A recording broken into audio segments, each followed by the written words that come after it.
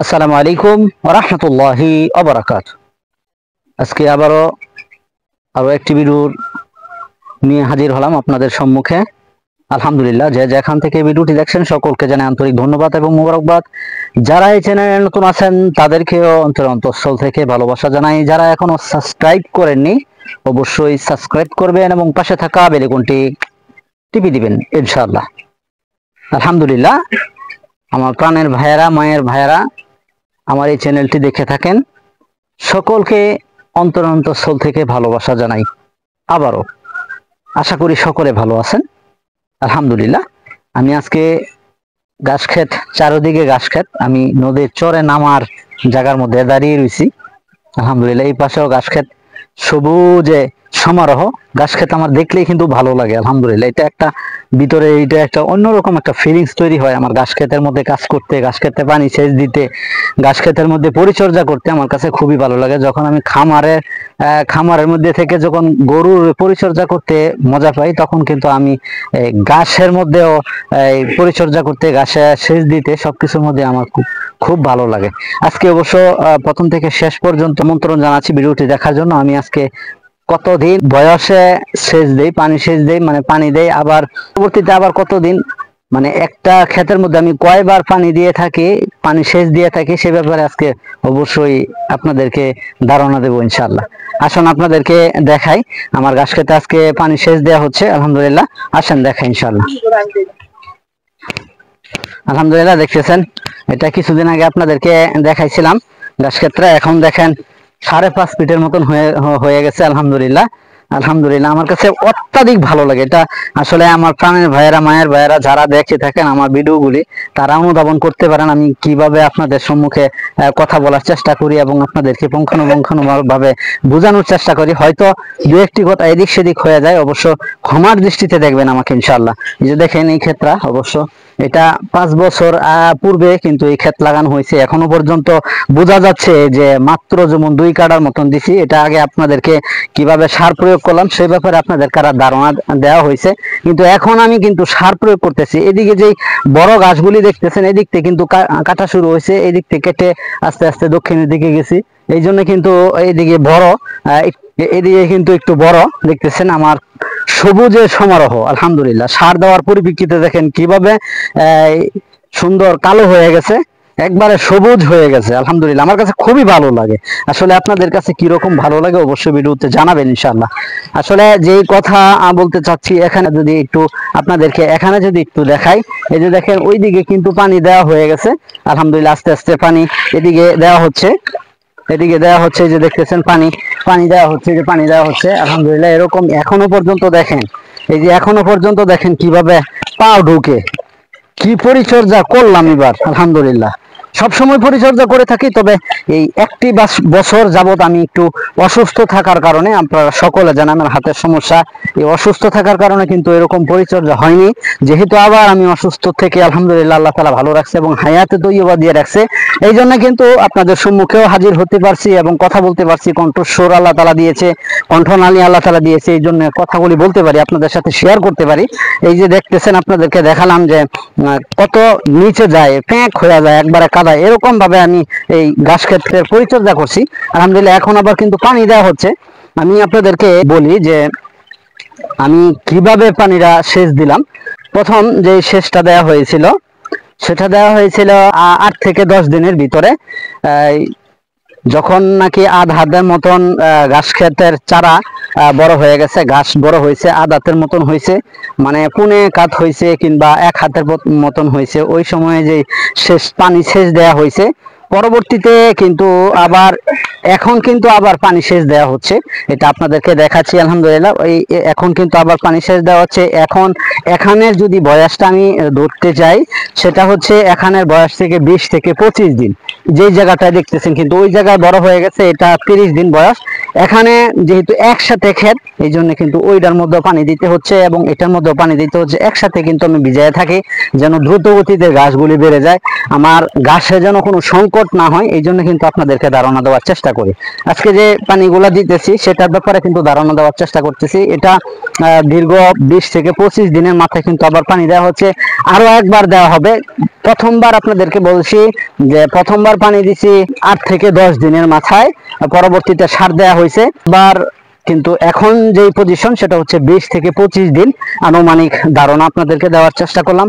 এই দ্বিতীয়বার পানি দেওয়া হলো। আবার তৃতীয়বার সেই যেই শেষটা আমি দিয়ে থাকি কতদিন পর, সেটা হচ্ছে অন্তত 35 দিনের মাথায় কিন্তু আবার আমি পানি সেচ দিয়ে থাকি। এই তিনবার কিন্তু আমি পানি সেচ দিয়ে থাকি এই মৌসুমে ক্ষেত্রে। অবশ্য বৃষ্টির দিন তো পানি প্রয়োজন হয় না, শীতের দিন পানি প্রয়োজন হয়, পরে আবার সামনে খরা আসতেছে, খরা নামে যে পানি প্রয়োজন হয়।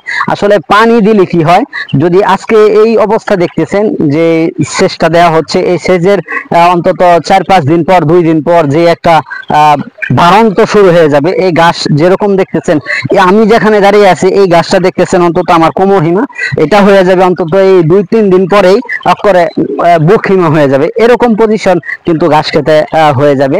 আসলে আপনাদেরকে ধারণা দেওয়ার চেষ্টা করতেছি, সেটা হচ্ছে আমি কতবার, এক ভাই কিন্তু আমাকে প্রশ্ন করেছিলেন, অনেকেই প্রশ্ন করেন আমি কতবার ঘাস খেতে পানি দিয়ে থাকি। আমার এই ঘাস খেত কিন্তু যারা হাইব্রিড অন, আমি যারা হাইব্রিড নিয়ে কাজ করি এবং গরুকে খাওয়াই। আলহামদুলিল্লাহ আমি ঘাস খেতে কাজ করতে খুবই ভালোবাসি, খুবই মহাব্বত করি। ঘাস নিয়ে আমি আসলে খুবই, আমার কাছে খুব ভালো লাগে। আপনাদের কাছে কিরকম লাগে আমি সেটা জানি না, অবশ্য আমার কাছে ঘাস নিয়ে কাজ করা খুবই ভালো লাগে। এবং যারা হাইব্রিড ওয়ানে যেই পজিশনে যেই কয়বার পানি দিলাম সে ব্যাপারে আপনাদেরকে ধারণাও দেওয়ার চেষ্টা করলাম ইনশাল্লাহ। সবুজে সমারোহ, আসলে সব দিকেই কিন্তু সবুজের সমারোহ হয়। যে দেখতেছেন একটা সোফা যে হয়েছে, আপনাদেরকে যদি একটু দেখায়, আলহামদুলিল্লাহ যে প্রত্যেকটা সোফাই কিন্তু বিশাল বিশাল বিশাল সোফা হয়েছে, অন্তত নিচে না হইলেও 40-এর উপরে হবে প্রত্যেকটা সোফার মধ্যেই। 5 বছর পূর্বে লাগানো পরিপ্রেক্ষিতেও যে এখনো পর্যন্ত এরকম পজিশন, আসলে এটা অবাস্তব। শুধু অবাস্তব না, অবাস্তব আর আরো বেশি হতে পারে। কিন্তু আসলে আমরা যদি পরিচর্যা করতে জানি, পরিচর্যা করি, ঠিক মতন পানি সেচ দেই এবং ঘাস ক্ষেতের কূপ দেই, এবং যদি সার প্রয়োগ করি, ঠিকঠাক মতন যদি সার প্রয়োগ করি, ক্ষেতের মধ্যে ইসালি প্রয়োগ করি, তাইলে কিন্তু সবকিছুই সম্ভব। একটা জিনিস খেয়াল করবেন, যখন আপনার ছোট বাচ্চা, যখন আমাদের ছোট বাচ্চা হয়, বাচ্চাকালে কিন্তু তাদের পরিচর্যা, অত্যাধিক পরিচর্যা করতে হয় এবং তাদেরকে দেখশনের মধ্যে রাখতে হয়। সেই পরিপ্রেক্ষিতে কিন্তু এই বাচ্চা অবস্থায় ঘাস ক্ষেত যখন কাটা হয়, তখন 3-4 দিনের মধ্যেই কিন্তু তাদের যে পরিচর্যা করতে হয়, এটা কিন্তু অত্যাধিক জরুরি। আরেকটা জিনিস হচ্ছে, যখন মুরব্বী হয়ে যায় তখন কিন্তু তারা বুড়ো হয়ে গেলে কিন্তু বাচ্চাদের মতন আচার আচরণ করে কিংবা দুর্বল হয়ে যায়। সেই সময়ও কিন্তু তাদের যখন বেশি, যাদের মা বাপ সন্তান আদি একটু মা বাপের প্রতি খেয়াল রাখে, তারা কিন্তু বাপ মার, যারা মুরব্বী হয়ে যায়, বাপ মার সেবা যত্ন করে। যদি বেশি রকমের সেবা যত্ন করা হয়, তাদেরকে শুশ্রূষা করা হয়, তাদের প্রতি খেয়াল রাখা হয়, তখন কিন্তু সেই মুরব্বীও কিন্তু একটু তাজা তাজা ভাব হয়, শরীর চাঙ্গা থাকে এবং শরীর ভালো থাকে। তখন কিন্তু তারা হাঁটা চলা সবকিছু ক্ষেত্রে কিন্তু তারা আরাম পায় এবং তারা কিন্তু খুশি হয়। এই কথা কেন বোঝাচ্ছি, সেটা হচ্ছে যে ঘাস খেতে আমার অনেক দিন বয়স হয়ে গেছে। অনেকে বলতে পারে যে 2-3 বছর পরে কিন্তু ঘাস খেত শেষ হয়ে যায়, কিন্তু না।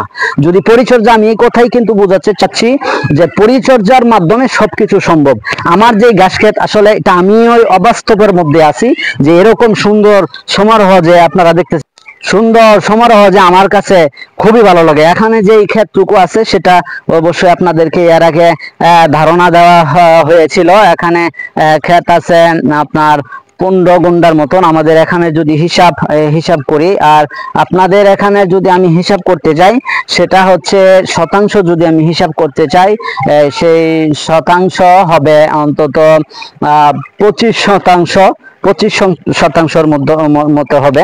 এরকম এখানে এই জায়গাটুকু, এই জমিটা দেখতেছেন, আলহামদুলিল্লাহ আমার কাছে খুবই ভালো লাগতেছে। আপনাদেরকে আবারও বলে রাখি যে আমি কতদিন, যারা হাইব্রিডে, আমি কতদিন বয়সে থেকে এবং কতদিন বয়স পর্যন্ত আমি পানি সেচ দিয়ে থাকি, সেটা হচ্ছে যারা হাইব্রিডে প্রথম 8 থেকে 10 দিনের মাথায় কিন্তু পানি দিয়ে সেচ দিয়ে থাকি, তারপর কিন্তু আমি সার প্রয়োগ করে থাকি। এবং দ্বিতীয়বার যে সেচটা দেওয়া হয় সেটা হচ্ছে অন্তত 20 থেকে 25 দিনের মাথায় আমি পানি সেচ দিয়ে থাকি। পরবর্তীতে আবার সার প্রয়োগ করা হয়। পরবর্তীতে আবার তৃতীয়বার যে পানি সেচটা দিয়ে থাকি সেটা হচ্ছে 30 থেকে 35 দিনের মাথায় আমি পানি সেচটা দিয়ে থাকি। যখন এভাবে আমি পানি সেচ দিতে পারি তখন আমি কিন্তু 45 দিনের মাথায় কিংবা 50 দিনের মাথায় এর ভিতরে কিন্তু আমি ঘাস কাটতে পারি। এর আগে আপনাদেরকে ধারণা দিয়েছিলাম কতদিন থেকে কতদিন বয়সে ঘাস কাটলে এটার মধ্যে পর্যাপ্ত প্রোটিন পাওয়া যায়, পর্যাপ্ত ভিটামিন পাওয়া যায়, সেটা আপনাদেরকে ধারণা দিয়েছিলাম। আবারও একটু ইঙ্গিত দিতে চাই, সেটা হচ্ছে 45 দিন থেকে 60 দিনের ভিতরে, মানে 2 মাস এর ভিতরে যদি ঘাস কাটা যায় তাহলে এটার মধ্যে পর্যাপ্ত প্রোটিন থাকে এবং ভিটামিন থাকে। গরু, ষাঁড় গরু হোক, গাভী গরু হোক, যদি এই ভিটামিন যুক্ত ঘাস খাওয়ানো যায়, এই বয়সের ঘাসগুলি খাওয়ানো যায়, তাহলে কিন্তু আপনার গাভী এবং ষাঁড় উভয়টি ভালো থাকে এবং পর্যাপ্ত পুষ্টি পেয়ে থাকে, তাদের দানাদার খাবার কম লাগে। আমি কিন্তু এই কাজগুলি করে থাকি, সেই ব্যাপারে কিন্তু আপনাদেরকে ধারণা দেওয়ার চেষ্টা করি। আশা করি যদি ভালো হয়ে থাকে, ভালো লেগে থাকে, অবশ্যই আপনারা কমেন্ট করবেন এবং আমার জন্য দোয়া করবেন এবং খামারের জন্য দোয়া করবেন। আপনাদের সম্পূর্ণ ভিডিও জুড়ে আমি ছিলাম, আলহামদুলিল্লাহ। আমার জন্য খাস করে দোয়া চাই। আসলে অনেকে ঘাস কাটিং কিনতে চান, খুব সতর্কতা অবলম্বন করে কিন্তু কাটিং কিনবেন। অনেকের আর 10 রকমের পথ থাকে, যারা হাইব্রিড কর্ন, লাল পাকচন কর্ন, আরো অনেক জাতের আছে, অনেক জাতের ঘাস আছে। সেই ঘাসের কাটিং কিন্তু যখন আপনি একটা চাইবেন আরেকটা দিতে পারে। এই জন্য চোখ কান খোলা রেখে পরিচিত মানুষের কাছ থেকে, ভালো মানুষের কাছ থেকে কিন্তু অবশ্যই কাটিং কেনার চেষ্টা করবেন ইনশাআল্লাহ। আমার কাছে যারা কাটিং চাচ্ছেন, অনেককে আমি বলেছি অন্তত 20 থেকে 25 দিন সময় লাগবে, তবে আর মাত্র 15 দিনের মতন, 15 থেকে 20 দিনের মতন সময় লাগতে পারে আপনাদেরকে কাটিং উপহার দেওয়ার জন্য। আলহামদুলিল্লাহ, যারা চান আমি অবশ্যই সকলকে কাটিং দিতে পারবো ইনশাআল্লাহ। তবে আমার জন্য দোয়া করবেন। আমি এই খামার নিয়ে আসি এবং যারা গাছ নিয়ে আছি, এটার মধ্যে আমি খুব ভালো ফসল পাইছি, ভালো ফল পাইছি, এই জন্য এই গাছ নিয়ে থাকতে চাই। আর আমার অন্য কোনো গাছের প্রয়োজন নাই। আলহামদুলিল্লাহ, ডক্টর জহির স্যার কিন্তু এই গাছ বাংলাদেশে চায়না থেকে ইনপুট করেছিলেন। সেই জায়গা থেকে আস্তে আস্তে সোনার বাংলাদেশে এরকম ভাবে সবুজ সমারোহ আস্তে আস্তে ছড়িয়ে গেছে। ওনার জন্য দোয়া চাই, ডক্টর জহির স্যারের জন্য দোয়া চাই। ডক্টর জহির স্যারের জন্য আমরা সকলে দোয়া করব। আল্লাহ যেন ওনাকে সকল প্রকার বালা মুসিবত এবং আল্লাহ তাআলা যেন পরকালে শান্তিময় জায়গা করে দেয়। আসলে আমাদের উপকার করছে, আমি কিন্তু উপকৃত হয়েছি ওনার দ্বারা। আলহামদুলিল্লাহ, ওনার পরামর্শ আমি মাঝে মাঝে নেই। এই জন্য আমি প্রথম থেকেই গরু খামার দেওয়ার পূর্বে কিন্তু ওনার পরামর্শ নিয়েছি। আমি ঘাসের ক্ষেত্রেও কিন্তু ওনার কাছ থেকে আমি পরামর্শ নিয়েছি আলহামদুলিল্লাহ।